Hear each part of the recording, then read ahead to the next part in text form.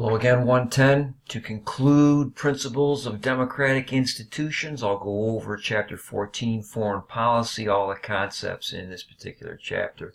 The farewell address was given by George Washington, which led to the idea of isolationism in foreign policy for the United States. That is the traditional foreign policy for most of the history of the country up until the First World War. Stay out of the affairs of the Europeans. Don't get into any alliances. Have trade, yes, but no formal alliances. And the Monroe Doctrine is the main tool of foreign policy, backed by the British until the Roosevelt Corollary. And the doctrine said basically there will be no further colonization. Again, the Brits backed that up in the Western Hemisphere. It identified monarchy as being a threat to the United States. The existing colonies where they were are okay, and it is a formal statement of isolationism. Diplomacy was a traditional means of settling problems with foreign countries. Discussion is used rather than resorting to war. In the Roosevelt Corollary, which was issued in the early 20th century, the United States said that it's going to act as an international police power where any problems in the Western Hemisphere came up, and this led the problem with Caribbean countries who resist the Colossus of the North, as the United States came to be called by many of the Caribbean countries, the island countries of that region. And we've stepped into their affairs many times in the 20th century. The Cold War developed out of World War II. It was the superpower rivalry between the United States of America and the Union of Soviet Socialistic Republics because they had competing ideological systems. And we were battling it out ideologically. It was never a hot war. It was never a shooting war, luckily, between the two superpowers, but it's more about hegemonic control of the emerging world of the post-World War II period as the British and the French slowly dismantled their overseas empires. Containment came out of the Cold War. Basically, firm resistance was recommended by the Soviet expert George S. Kennan. He's mainly talking about in Europe, because anywhere the Soviet tanks rolled in Europe, they never left, and they never did until the very early 1990s. But that turned out to be the containment of any of their aspirations worldwide, and that ended up leading to the debacle of Vietnam. Deterrence was how the Cold War was carried out, in the air, on land, and in the sea. Match the arms of the enemy. That was the arms race that existed for 45 years between the USA and the USSR. Détente was an attempt to thaw the Cold War, to lessen these tensions because of this arms race. And in two different occasions, the US and the Soviets signed arms reductions treaties.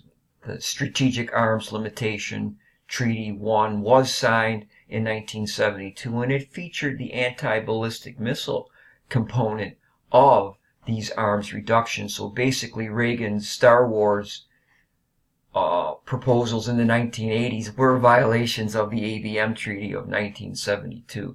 SALT II, Strategic Arms Limitation Treaty 2, was never ratified because the Soviets invaded Afghanistan in 1979. The evil empire, as Reagan liked to call them, was on the march again, it appeared.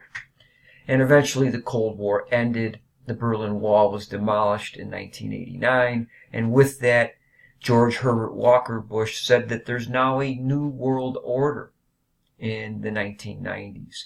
And then the historians Samuel P. Huntington and Francis Fukuyama debated what this New World Order meant in their books in the 1990s. Fukuyama believed that it symbolized the end of history because the Enlightenment had been completed.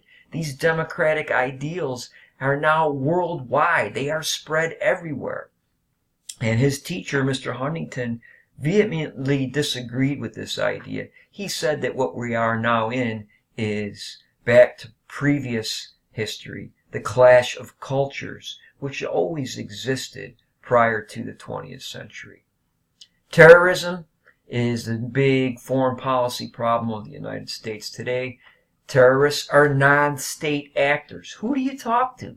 They don't fit into the traditional diplomatic model of the nation state and diplomacy using talk to try to settle differences. And this led George Walker Bush, Bush 43, to come up with the idea of preemption, which is basically hit them before they hit you. This developed out of the post-World War II period, and George Herbert Walker Bush said no appeasement. That's why we had to go into the Gulf and get Hussein out of Kuwait in the first Gulf War, because if you stop something before it grows to a large size, if the Europeans would have stepped in and stopped Hitler before 1940, perhaps the Second World War in Europe would have not have happened if he would have been resisted by marching into the Rhineland in 1935, a direct violation of the Versailles Treaty. If he had been stopped then, perhaps that worldwide conflict in Europe would not have happened. There are 5 possible instruments of foreign policy. We've talked about diplomacy. The United Nations or the world government is another one. This is vehemently opposed by conservatives. You have the International Monetary Fund, which has helped the developing world and sometimes not helped them.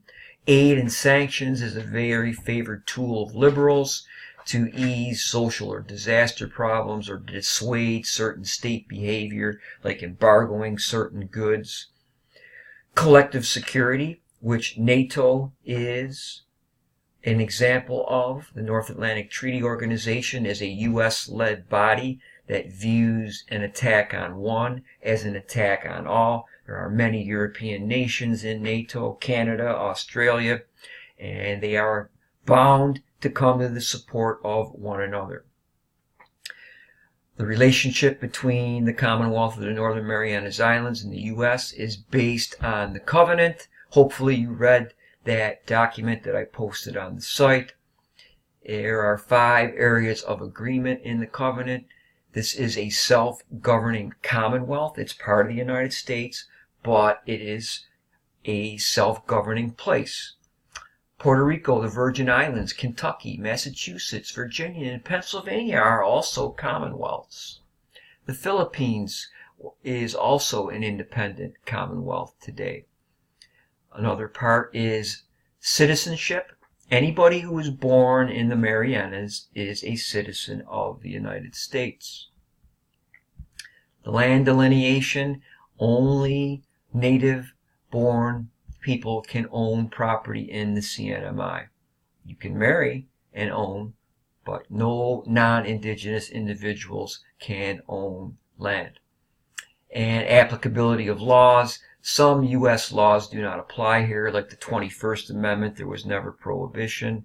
The 22nd Amendment limited the president to 2 terms, 10 years total. People don't vote for the president here, unfortunately. And the 24th Amendment, which gave 24th Amendment is outlawed the poll tax. That never existed here.